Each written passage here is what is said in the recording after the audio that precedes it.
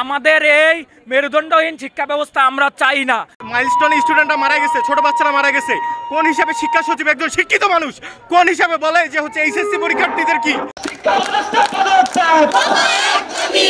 শিক্ষা সচিবের পদক্ষেপ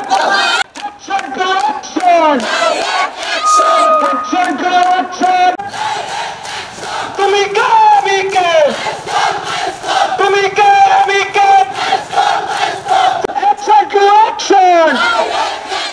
জেগেছে রে জেগেছে লেগেছে রে লেগেছে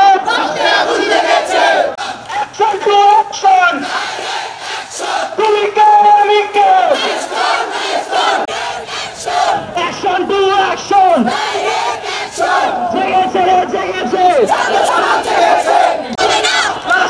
রাজনীতি শিক্ষা নিয়ে রাজনীতি চলবে না চলবে না চলবে না তুমি কে আমি কে তুমি কে আমি কে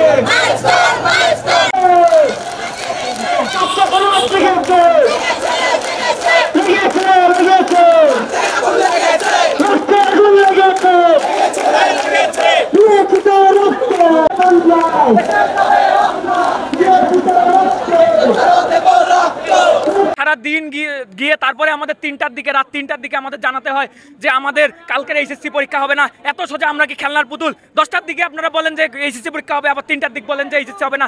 এটা কি ধরনের মানে এটা কি ধরনের হাস্যকর বিষয় হয়ে গেল না?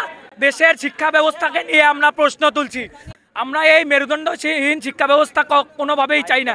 আমরা তো এই সংস্কার চেয়েছিলাম না ভাই। রাজধানী শহরের উপর দিয়ে কিভাবে একটা প্রশিক্ষণ প্লেন যায়, এটার প্রশ্নের জবাব আমরা চাই। আরো প্রশ্নের জবাব চাই, আমাদের কালকের যে ভাইরা মারা গেল এরা কেন মারা গেল, আর এদের লাশের প্রত্যেকটা লাশের পাই টু পাই হিসাব আমরা চাই। আমরা ফ্যাসিস্টের আমলের রিপিট দেখতে পাচ্ছি কেন? ফ্যাসিস্টের আমলে যে কোনো দুর্ঘটনা ঘটলে আমরা দেখতে পারতাম যে হত্যার মানে যে কজন মারা যায় ওরা গোপন করে নিজেদের ক্ষমতা জাহির করার চেষ্টা করে। এখন আবার সেম কাজ কেন করা হলো? মাত্র 40 জন কিভাবে মারা যায়? কিভাবে মারা যায় মাত্র 40 জন?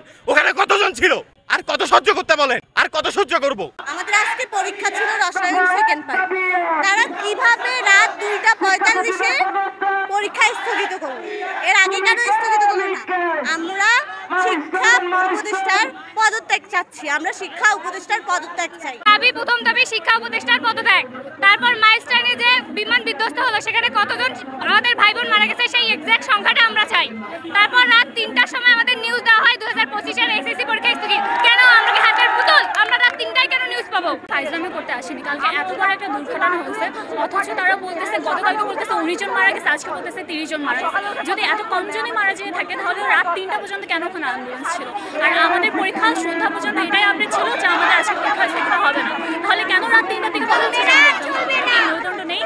জন্য উপদেষ্টার আসনে বসছে, তারা যদি ঠিকমতো হলো আসনের কার্যক্রম ঠিকভাবে চালিত না করতে পারে তাহলে কিসের জন্য তারা আসনে বসে আছে?